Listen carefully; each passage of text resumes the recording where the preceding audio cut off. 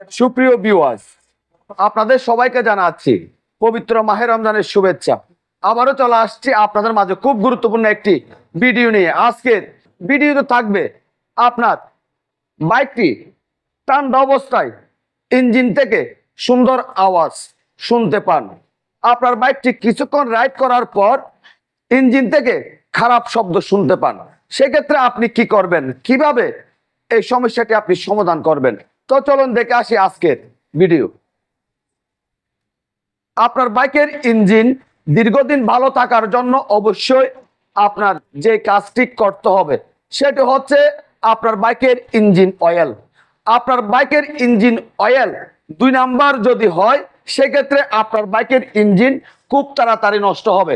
আপনার বাইকের ইঞ্জিন খুব তাড়াতাড়ি নষ্ট না হওয়ার জন্য, আপনার বাইকের ইঞ্জিনের সাউন্ড দীর্ঘদিন ভালো থাকার জন্য অবশ্যই 1 নাম্বার ইঞ্জিন অয়েল ব্যবহার করবেন। আমি আপনাদের বলবো আপনার বাইকের সার্ভিস সেন্টার থেকে অবশ্যই ইঞ্জিন অয়েল ক্রয় করবেন। সেক্ষেত্রে 1 নাম্বার ইঞ্জিন অয়েল পাবেন এবং আপনার বাইকের ইঞ্জিনের সাউন্ড দীর্ঘদিন ভালো থাকবে। আপনার বাইকের ইঞ্জিন অয়েল পরিবর্তন করার সময় অবশ্যই আপনার বাইকের মধ্যে যদি অয়েল ফিল্টার থাকে, আপনার বাইকের অয়েল ফিল্টার পরিবর্তন করবেন। সেক্ষেত্রে বাইকের ইঞ্জিন স্মুথ থাকবে, বাইক চালিয়ে অনেক বেশি মজা পাবেন। আপনার বাইকটি স্টার্ট করছেন, ইঞ্জিনের সাউন্ড আপনি সুন্দর শুনতে পাচ্ছেন। 10-15 কিলোমিটার রাইড করার পর ইঞ্জিন থেকে বাংতি পোষার শব্দ আপনি শুনতে পাচ্ছেন। কারণ কি? আপনার কোন বিষয়গুলো চেক করতে হবে? সর্বপ্রথম চেক করবেন আপনার বাইকের টেপিট। আপনার বাইকের টেপিট সঠিক নিয়মে ফিলার গ্যাস দিয়ে অ্যাডজাস্ট করবেন। ইনটেক বাল্বের মাপ রাখবেন 0.05 mm, এক্সজস্ট বাল্বের মাপ রাখবেন 0.10 mm।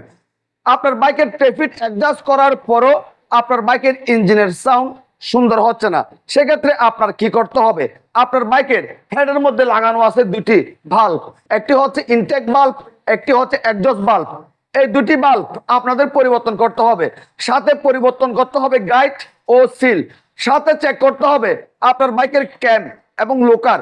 ক্যাম যদি ক্ষয় হয়ে যায় সেক্ষেত্রে আপনাদের পরিবর্তন করতে হবে। লোকারের বেয়ারিং যদি দুর্বল হয়ে যায় সেক্ষেত্রে আপনাদের লোকার পরিবর্তন করতে হবে। পরিবর্তন করতে হবে আপনার বাইকের টাইমিং চেন, পরিবর্তন করতে হবে কাটার, পরিবর্তন করতে হবে টেনশনার। সেক্ষেত্রে আপনার বাইকের ইঞ্জিনের সাউন্ড সুন্দর হয়ে যাবে। এখানে আরো একটা বিষয় আছে, সেটি হচ্ছে আপনার বাইকের ইঞ্জিনের ভিতর লাগানো আছে ক্লাচ প্লেট। আপনার বাইকের ক্লাচ প্লেট যখন দুর্বল হবে সেক্ষেত্রে ইঞ্জিনের সাউন্ড খারাপ শোনা যাবে। চেক করে দেখবেন 3 mm থেকে 2.8 এর ভিতর আছে কিনা। যদি 2.8 এর নিচে চলে আসে সেক্ষেত্রে আপনার বাইকের ক্লাচ প্লেট পরিবর্তন করতে হবে। আপনার বাইকের ইঞ্জিনের সাউন্ড হবে একদম নতুন বাইকের মতো। বাইক চালিয়ে অনেক বেশি মজা পাবেন। যে বিষয়গুলি বলছি এই বিষয়গুলি ফলো করবেন যদি আপনার বাইকের ইঞ্জিনের সাউন্ড খারাপ থাকে। যারা পালসার বাইক ব্যবহার করেন অবশ্যই আপনাদের যে কাজটি করতে হবে সেটি হচ্ছে আপনার বাইকের ক্লাচ কভারের ভিতর একটি অয়েল স্টেনার লাগানো থাকে। অবশ্যই অয়েল স্টেনার আপনাদের পরিষ্কার করতে হবে। অয়েল স্টেনার যদি ময়লা হয়ে যায় সেক্ষেত্রে অয়েল সাপ্লাই বাধাগ্রস্ত হয়, ইঞ্জিনের সাউন্ড খারাপ হয়ে যায়। আপনাদের কি করতে হবে? অয়েল স্টেনার পরিষ্কার করে নিতে হবে। আপনাদের আরো একটা বিষয় দেখতে হবে, সেটি হচ্ছে পালসার বাইকের মধ্যে একটি ব্যালেন্সার লাগানো থাকে। ব্যালেন্সার যদি নষ্ট হয়ে যায় সেক্ষেত্রে ইঞ্জিন থেকে খারাপ শব্দ শুনতে পাবেন। চেক করে দেখবেন ব্যালেন্সার ঠিক আছে কিনা। যদি ঠিক না থাকে নতুন ব্যালেন্সার লাগিয়ে দিবেন, ইঞ্জিনের সাউন্ড হয়ে যাবে নতুন বাইকের মতো। আজকের ভিডিওতে আমি আপনাদের সাথে শেয়ার করছি ইঞ্জিন থেকে খারাপ শব্দ শোনা গেলে আপনার বাইকটি ঠান্ডা অবস্থায় স্টার্ট করলে ইঞ্জিনের সাউন্ড সুন্দর শুনতে পান।